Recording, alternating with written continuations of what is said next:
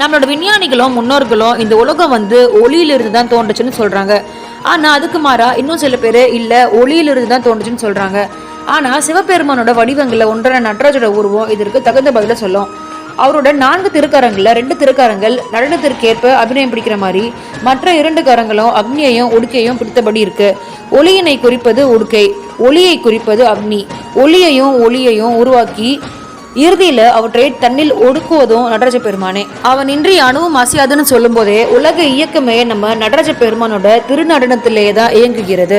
ஒளியாலையும் உலகை படித்த பின் தனக்குள்ளே ஒடுக்கி கொள்ளும் தத்துவத்தை வெளிப்படையாக உணர்த்ததுதான் இந்த அதி அற்புத கோலமான நம்ம நடராஜ பெருமானோட திருவடிவம். உணர்வதற்கு அரிதான இந்த உருவத்தை சிவாலயங்களை கண்டு தரிசிக்கலாம். ஆனா இப்படிப்பட்ட நடராஜோட திருமேனி பெரும்பாலும் பஞ்சலோகத்தால தான் உருவாக்கப்பட்டது. கும்பகோணத்தில் இருக்கிற கோனேரி ராஜபுரத்தில் உள்ள சிவாலயத்துல 5 அடி உயரம் உள்ள பஞ்சலோகத்தாலான சுயம்பு நடராஜமூர்த்தி அருள்பாலி.